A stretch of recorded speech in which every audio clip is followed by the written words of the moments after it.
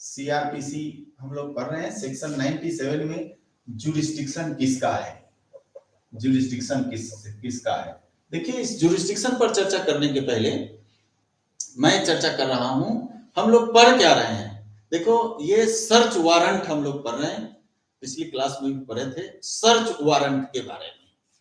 Search warrant नाम तो सुना ही होगा, वारंट के बारे में पढ़ा भी होगा। वारंट में इंडोर्समेंट रहता है तो वो वेलेबल वारंट, विदाउट इंडोर्समेंट है तो नॉन वेलेबल वारंट। अभी हम लोग क्या पढ़ रहे हैं, सर्च वारंट। सर्च वारंट किसको सर्च करना है और किसको खोजने के लिए सर्च वारंट इशू किया जाएगा, किनके द्वारा इशू किया जाएगा, ये हम लोग देख रहे हैं अभी तत्काल। इसमें डीएम का जुरिस्डिक्शन है, जुरिस्डिक्शन में है district magistrate, sub divisional district magistrate, SDM का भी जुरिस्डिक्शन है, और जेएम फर्स्ट क्लास। जुरिस्डिक्शन किस लिए है ये तो नाम से अवगत हो गया होगा। जब सर्च वारंट पढ़ रहे हैं तो जुरिस्डिक्शन है सर्च वारंट इशू करने के लिए। सर्च वारंट किसके द्वारा इशू किया जाएगा, किसके द्वारा इशू किया जाएगा, DM, SDM, JM first class, JM first class. देखिए ये, हाँ, इसको जितन कुमार जेएमएफसी फर्स्ट क्लास, मैंने 1 लिखा है, एसपी है, इसको एफसी भी कह सकते हो, जेएम फर्स्ट क्लास एफसी भी लिख सकते हो भैया शॉर्ट में। तो इन लोगों को डीएम, एसडीएम और जेएम फर्स्ट क्लास को जुरिस्डिक्शन है सर्च वारंट इशू करने का। देखो, कोर्ट वैसे कोई आदेश न करती है, और संहिता भी, कोर्ट भी कोर्ट को आदेश करने के लिए, आदेश करने की प्रक्रिया बताती है। तो as per section 97, if the court, ये लर्नेड डिस्ट्रिक्ट मजिस्ट्रेट को, लर्नेड सब डिविजनल मजिस्ट्रेट को, learned judicial magistrate first class को अगर रीजन टू बिलीव हो जाता है, देखो एक शब्द है रीजन टू बिलीव, इन लोगों को रीजन टू बिलीव हो जाता है, आरटीबी, रीजन टू बिलीव। अब जितने लोग सुन रहे हैं जरा मुझे बताएं, रीजन टू बिलीव पद को कहां परिभाषित किया गया है, जल्दी जल्दी चैट बॉक्स में मैसेज डालें। रीजन टू बिलीव शब्द को कहां परिभाषित किया गया है, जल्दी जल्दी बताएं, मैसेज में डालें ताकि मैं पता कर सकूं कि एक्टिव हैं कि सो गए। हाँ, एक शांति प्रिया बता रही है आईपीसी सेक्शन 26, और विनय भी बता रहा है आईपीसी सेक्शन 26, जितन कुमार बता रहे हैं सेक्शन 26 आईपीसी। बहुत बढ़िया जवाब है आपका। धारा 26 में रीजन टू बिलीव पद को, धारा 26 इंडियन पिनल कोड में, not in CrPC, reason to believe पद को परिभाषित किया गया है। तन्नू चौधरी 82 गलत जवाब है आपका। धारा 26 में रीजन टू बिलीव पद को परिभाषित किया गया है, और रीजन टू बिलीव का मतलब है जिस पर विश्वास करने का रीजनेबल काउज हो, युक्त कारण हो। तो डीएम साहब को, एसडीएम साहब को, जेएम फर्स्ट क्लास को, learned DM, learned SDM, learned JM first class को अगर रीजन टू बिलीव है, क्या रीजन टू बिलीव है, क्या इनको विश्वास करने का कारण हो गया है, इनको विश्वास करने का कारण हो गया है। सो देखिए, wrongfully confined है, देखिए wrongfully confined है, दैट इज wrongfully confined है का मतलब सदोष परिरोध है किसी का, कोई व्यक्ति सदोष परिरुद्ध है, सदोष परिरोध किया गया है, किसी व्यक्ति को wrongfully confined किया गया है। confined का क्या मतलब, देखो दो शब्द आता है, कन्फाइंड और एक रिस्ट्रेन। रिस्ट्रेन शब्द से ही परिचित हो गया होगा, अवरोध करना माने किसी खास दिशा में जाने से रोक देना। अब परिरोध का मतलब कैप्चर कर लेना, इस कमरे में मान लो मैं बंद कर दूं चारों तरफ से, जबकि मुझे डिटेन करने का कोई अधिकार नहीं है, वैसा डिटेंशन, वैसा कंफाइनमेंट जो ऑफेंस हो, रॉन्गफुली कन्फाइंड का मतलब, रॉन्गफुली कन्फाइंड एक ऑफेंस है। अब किसी को ऐसे ही मैं चाय पानी पर बैठा के, मैं पढ़ाने के लिए बैठा के रखा हूं विद्यार्थी को, वो रॉन्गफुली कन्फाइंड नहीं हुआ। इसमें इस धारा 97 में कहता है रॉन्गफुली कन्फाइंड का क्या मतलब, जो ऑफेंस हो, जो अपराध हो। तो देखिए ये डीएम, एसडीएम और जेएम फर्स्ट क्लास को रीजन टू बिलीव हो रहा है, जिसकी परिभाषा आपने बताया कि धारा 26 आईपीसी में दिया गया है। अगर इनको युक्त कारण है, विश्वास करने का कारण है कि इसको रॉन्गफुली कन्फाइंड किया गया, किसको? देखिए धारा 97 में एनी पर्सन को शब्द का प्रयोग किया गया है। किसको? Any person. एनी पर्सन, मैं इस पर इसलिए जोर दे रहा हूं कि 98 में एनी पर्सन नहीं है।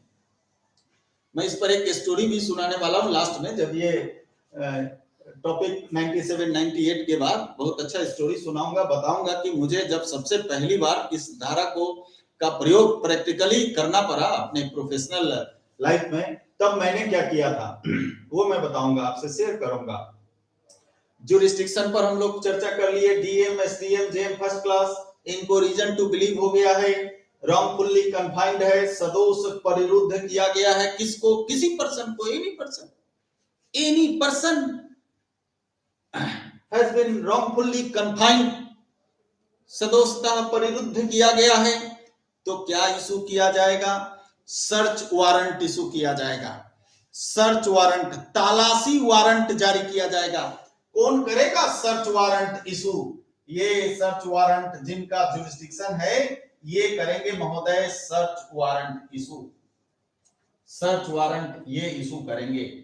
DM, SDM, JM first class search warrant issue करेंगे। यदि इनको विश्वास करने का कारण हो जाता है, इनको विश्वास करने का कारण हो जाता है, क्या कारण हो जाता है? कि किसी व्यक्ति को रॉन्गफुली कन्फाइंड कर लिया गया है। तो सर्च वारंट के आलोक में, जैसा सर्च वारंट जिनको एनी पर्सन जो कन्फाइंड है, उस सर्च वारंट के आलोक में सर्च किया जाएगा, उस व्यक्ति को ढूंढा जाएगा। जो भी निरुद्ध व्यक्ति है, निरुद्ध व्यक्ति को ढूंढिए और ढूंढा जाएगा। अब आपके मन में एक सवाल उठ रहा होगा कि वारंट किसे निर्देशित होगा? देखिए वारंट किसे निर्देशित होगा, इस चैप्टर में हम लोग पढ़ चुके हैं। वारंट किसे निर्देशित होगा? सर्च करने के लिए किस पुलिस ऑफिसर को जाएगा? जुरिस्डिक्शन में, जुरिस्डिक्शन के बाहर, ये सभी तो इस चैप्टर में हम लोग पढ़ रहे हैं। और सर्च वारंट के आलोक में जो व्यक्ति कन्फाइंड था, इस कन्फाइंड पर्सन को खोजा जाएगा। खोजने के बाद यदि वो व्यक्ति मिल जाता है तो मिलते ही उसे कहां प्रोड्यूस किया जाएगा? उसको खोज के सर्च वारंट के आलोक में खोजा जाएगा और मिल जाने पर उसे प्रोड्यूस किया जाएगा। बिफोर कहां?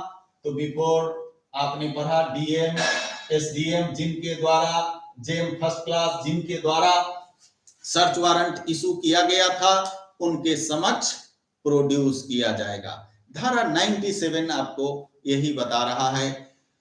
अब 98 को भी पढ़ें तब इसमें थोड़ा सा कंपैरेटिवली देखें कि 98 में किसको खोजा जाएगा। देखिए 98 में दो लोगों को खोजने की बात की गई है, दो लोगों के विरुद्ध सर्च वारंट इशू हुआ है। इसमें एक वीमेन से रिलेटेड है। किनको खोजना है? एब्डक्टेड फीमेल्स को। 98 में सेक्शन 98 में देखिए, सेक्शन 98 में सबसे पहले तो ये देख लीजिए कि इसमें किनका जुरिस्डिक्शन है। फिर बात जुरिस्डिक्शन पर जब आए तो जुरिस्डिक्शन धारा 97 में जिनका जुरिस्डिक्शन था, डीएम का, एसडीएम का, जुडिशियल मजिस्ट्रेट फर्स्ट क्लास का, उनका ही जुरिस्डिक्शन यहां भी है। लर्नेड डीएम, एसडीएम और जेएम फर्स्ट क्लास, इन्हीं का जुरिस्डिक्शन है और यही सर्च वारंट इशू करेंगे। किसके लिए सर्च वारंट इशू करेंगे? यहाँ पे क्वेश्चन है। एब्डक्टेड फीमेल्स, इसमें दो लोगों, जैसा कि मैंने बताया आपको, एक एब्डक्टेड फीमेल्स, ये देखिए एब्डक्शन और किडनैपिंग, दो शब्द हम लोग पढ़ते हैं, नाम से ही स्पष्ट है, किडनैपिंग और एब्डक्शन। इंडियन पिनल कोड आपको याद होगा 362 363 में इसकी बात की गई है। और एब्डक्टेड फीमेल्स और 97 को मिनी हैबियस कॉर्पस बोल सकते हैं। बिल्कुल सर्च कीजिए, खोज के लाओ, लेकिन दोनों में मेजर डिफरेंस है। इस पर भी हम लोग हैबियस कॉर्पस पढ़ेंगे तो चर्चा करेंगे, दोनों में डिफरेंस है। अभी धारा 98 पे फिलहाल चर्चा कर लें। एब्डक्टेड वीमेंस को डीएम, एसडीएम और जेएम फर्स्ट क्लास के द्वारा तलाशी वारंट, सर्च वारंट इनका जुरिस्डिक्शन है, ये सर्च वारंट इशू करेंगे। चलिए सर्च वारंट तो इशू हो गया है, सर्च वारंट इशू हो गया है, लेकिन याद रहे कोई भी सर्च वारंट सेक्शन 98 के तहत एब्डक्टेड वीमेन के बारे में या चाइल्ड के बारे में, देखिएगा 18 वर्ष से कम आयु के किसी बालिका के बारे में या किसी स्त्री के बारे में, यहां दो शब्द का प्रयोग किया गया है। एक वैसी वीमेन, कोई भी वीमेन, और दूसरा वो वीमेन जिसकी आयु 18 वर्ष से कम की है। 18 वर्ष से कम की आयु की किसी बालिका को या किसी भी महिला को, स्त्री को अगर अपहृत कर लिया गया है विधि विरुद्ध, इलीगली पर्पस से। देखिए अपहरण जो होता है, अपहरण किसी न किसी पर्पस से, जब आप इंडियन पिनल कोड में पढ़ेंगे किडनैपिंग और एब्डक्शन, तो किसी भी व्यक्ति का एब्डक्शन और किडनैपिंग किसी खास पर्पस से होता है। तो यहां भी धारा 98 में जिस एब्डक्टेड वीमेन को या किसी 18 वर्ष से कम की आयु की बालिका को खोजने के लिए सर्च वारंट इशू किया जाता है, उसको किसी इलीगल पर्पस से एब्डक्ट किया गया है। एब्डक्शन इलीगल पर्पस से है, विधि विरुद्ध प्रयोजन के लिए किया गया है।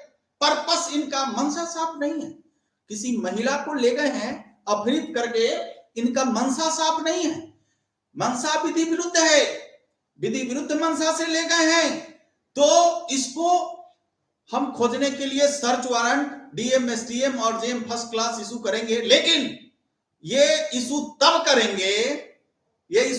करेंगे जब इनको शपथ पत्र पर कंप्लेन मिलेगा। इनको कंप्लेन मिलना चाहिए ऑन ओथ, इनका जुरिस्डिक्शन है। लेकिन ये जो सर्च वारंट आपने कहा, ये सर्च वारंट ऐसे ये इशू नहीं कर देंगे, सर्च वारंट इशू करेंगे, इनको कंप्लेन बजाते मिलेगा, और कंप्लेन जो होगा वो शपथ पत्र से समर्थित होगा। अगर शपथ पत्र से समर्थित यानी शपथ पत्र के साथ अगर इनको कंप्लेन मिलता है, शिकायत मिलती है कि 18 वर्ष से कम आयु की किसी बालिका को या किसी स्त्री को इलीगल पर्पस से एब्डक्ट कर लिया गया है, अपहृत कर लिया गया है, तो ये उसको खोजने के लिए सर्च वारंट इशू करेंगे। अब मान लो सर्च वारंट इशू हो गया, सर्च वारंट इशू हो गया और वो महिला मिल गई, वो 18 वर्ष से कम आयु की महिला मिल गई, तब क्या करेंगे? देखिए इस धारा 98 में आप देखेंगे कि अगर वो मिल जाती है तो मिलने के बाद उसको जो उसके लॉफुल गार्जियन है उसके हवाले उस महिला को कर दीजिए तुरंत, और उसको वो जेएम फर्स्ट क्लास आदेश कर सकते हैं, एसडीएम आदेश कर सकते हैं, डीएम आदेश कर सकते हैं कि उस महिला को तुरंत स्वतंत्र किया जाए। अरे वाह, स्वतंत्र किया जाए? जी हां, उसके लिबर्टी को सीज किया गया था, एब्डक्ट करके आप उसके लिबर्टी को सीज किए हुए थे, उसको तुरंत बहाल कीजिए। इसीलिए इसको कहा जाता है, यह स्वतंत्रता को पुनर्स्थापित करने वाला प्रावधान है। स्वतंत्रता को पुनर्स्थापित करने वाला प्रावधान है कौन? धारा 98। स्वतंत्रता को पुनर्स्थापित, रिस्टोर हो गया आपका लिबर्टी सीज हो गया था, लिबर्टी सीज हो गया था, कैद करके आप किसी महिला को रखे हुए थे, उसमें भी इलीगल पर्पस से कैद करके रखे हुए थे, तो इस धारा के तहत उसको खोजवाए हैं और खोजवा के उसकी स्वतंत्रता को बहाल कर दिए हैं। और लड़ने डीएम के द्वारा, एसडीएम के द्वारा, जेएम फर्स्ट क्लास के द्वारा यह भी आदेश आपको दिया जा सकता है कि वो जो रिलेटेड जो एब्डक्टेड वीमेन है उसको तुरंत उसके पति के हवाले, उसके पेरेंट के हवाले या उसके लॉफुल गार्जियन के हवाले, या जो कोई भी लॉफुल गार्जियन इंचार्ज है उनके हवाले कर दिया जाए। यानी डीएम, एसडीएम और जेएम फर्स्ट क्लास के द्वारा क्या क्या आदेश किया गया है, जरा देखिए। 2 आदेश, एक तो उसको खोजो, एक तो उसको खोजें, ठीक है, खोज लिए, और दूसरा साथ साथ यह भी आदेश हो सकता है, यह भी ऑर्डर हो सकता है, यह भी ऑर्डर हो सकता है कि इस महिला को, अपहृत महिला को प्राप्त हो जाने पर इसको इसके हस्बैंड के हवाले कर दीजिए, पति के हवाले कर दीजिए, और उसके पेरेंट के हवाले, उसके माता पिता के हवाले कर दीजिए, या उसके जो भी लॉफुल गार्जियन है, गार्जियन के हवाले कर दीजिए, संरक्षक के हवाले कर दीजिए, या लॉफुल गार्जियन इंचार्ज हैं, जो भी विधि सम्मत प्रभारी हैं, उनको सौंप दिया जाए उस महिला को। 18 वर्ष से